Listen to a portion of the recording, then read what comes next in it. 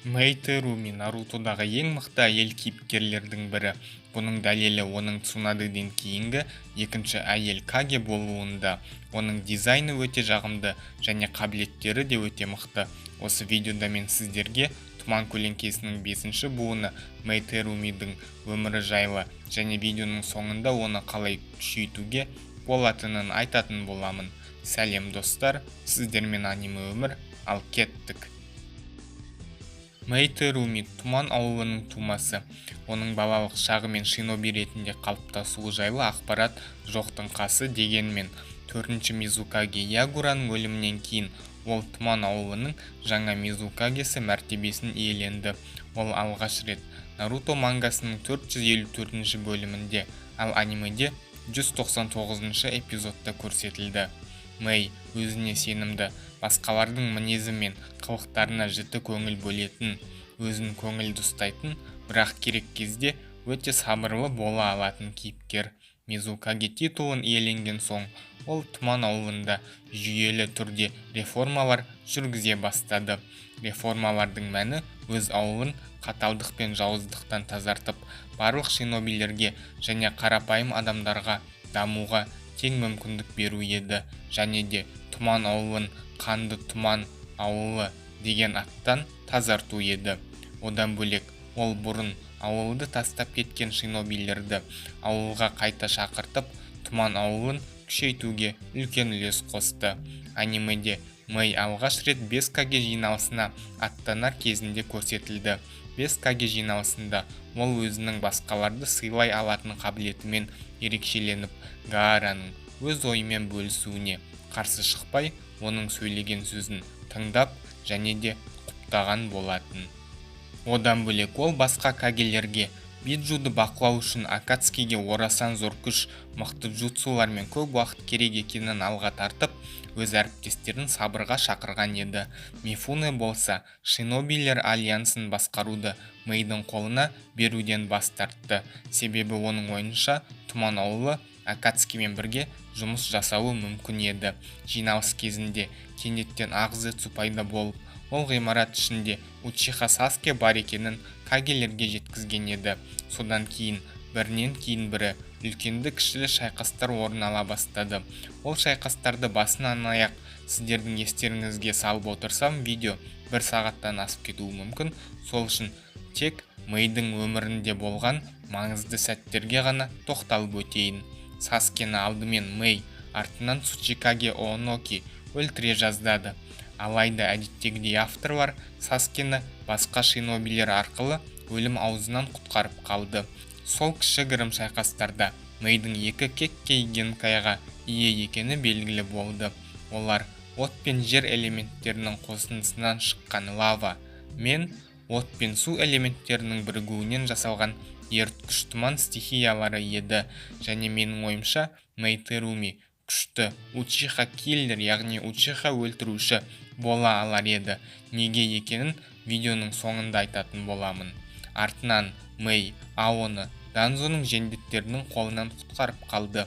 Осы жерде Мэйдің Чоджуроны үнемі қолдап қолпаштап жүретіні және оның Аоның көп сөзін дұрыс түсінбей ашуланып қалатынын да айтып кеткенді жөн санап отырмын. 5 Каге жиналысынан кейін 2-3 күн өткен соң кагелер қайта жиналды.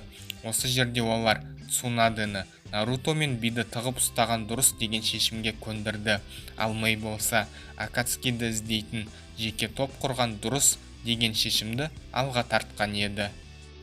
Сәл уақыт өткен соң Акацкидің Джинчурикилердің қай жерде жасырынғанын біліп қойғандығы жайлы ақпарат 5 Кагенің құлағына да жетіп, олар кезекті рет жиналуды ұйғарады. Сол жиналыста Мэй Акацки үлкен әскермен шабуыл жасамайды деген дұрыс пікір білдіріп, Джинчурикилерге көмек ретінде Цучикаге Ооноки аттанатын болды. Артынан кагелер тағы бір жиналыс өткізіп, Мэй сол жиналысқа қатысты. Соғыс басталған сәтте Мэй бастаған шинобилер даймиоларды күзетуді қолға алды. Мэйдің тобы Зетсу мен шайқасқа түсіп үлгерді. Зетсу даймиоларды ұрлап, оларды Джинчурикилерге айырбастап алмақшы еді. Мэй сол шайқаста өзінің жоғары деңгейдегі тайджутсуға және жақсы физикалық күшке ие екенін көрсетті. Ал Генма шынайы Учиха Мадараның шайқас алаңында бәрін тепкілеп жатқандығы жайлы ақпаратты Мэйге жеткізгенде, Мэй басқа кагелермен қосылып Мадараны тоқтату үшін басқа соғыс майданына аттанды. Кетер алдында Генма оған шайқасқа кешікпеу керектігі туралы айтқан еді. Бірақ Мэй бұл өмірде ол тек тұрмысқа шығуға ғана кешігіп қалғанын алға тартып, сөздің түйінін бәрі ойдағыдай болады дегенге келтірген еді. Дегенмен 5 кагенің өкінішіне орай Мадара олар үшін алынбас қамал болып шықты.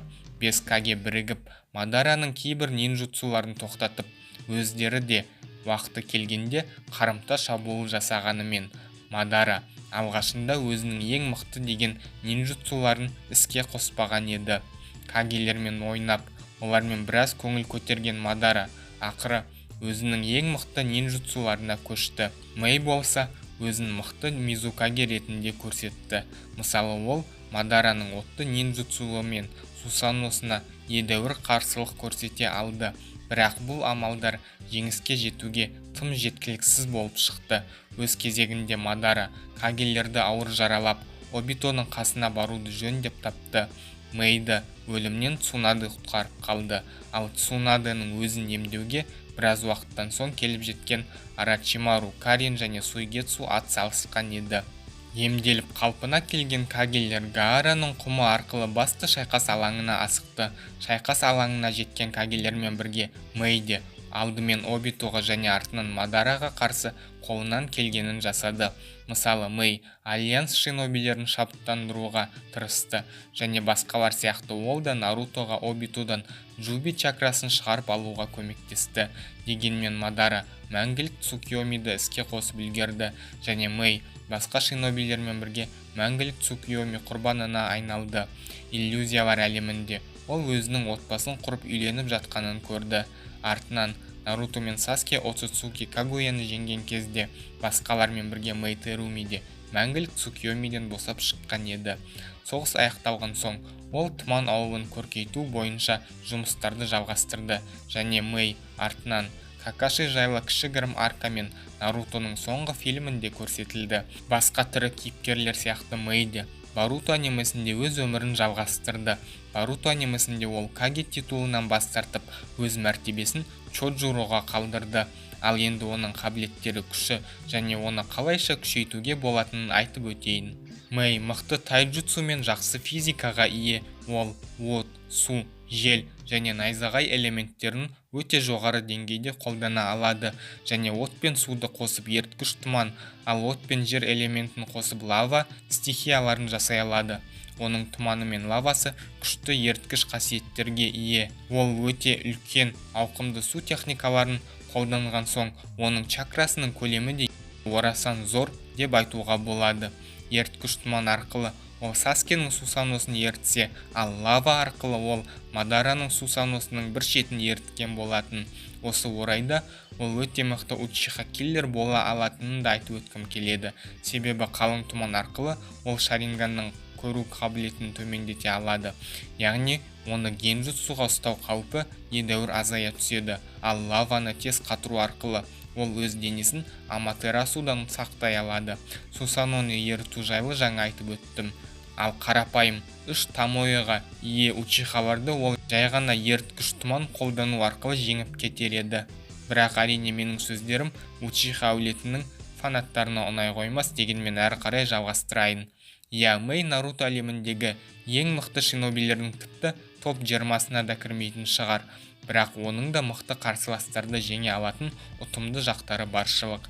Енді оны қалай күшейтуге болатынын айта кетейін. Менің ойымша Мэй орташа деңгейлі бір тұмандық әулет мүшесі болып, өз әулетінің де қабілеттерін шайқастарда қолданғанда оның күші артып, адамдардың ол жайлы пікірлері де оң жаққа қарай өзгерер еді. Одан бөлек ол 2 емес 4 кеккей генкайға ие болғанда ол әжептеуір мықты болар еді. Ол 4 кеккей генкайға 4 табиғи элементті қолдана алатын болғаннан кейін қол жеткізе алар еді. Мысалы, су мен жердің не найзағай мен желдің қосындысы деген сияқты.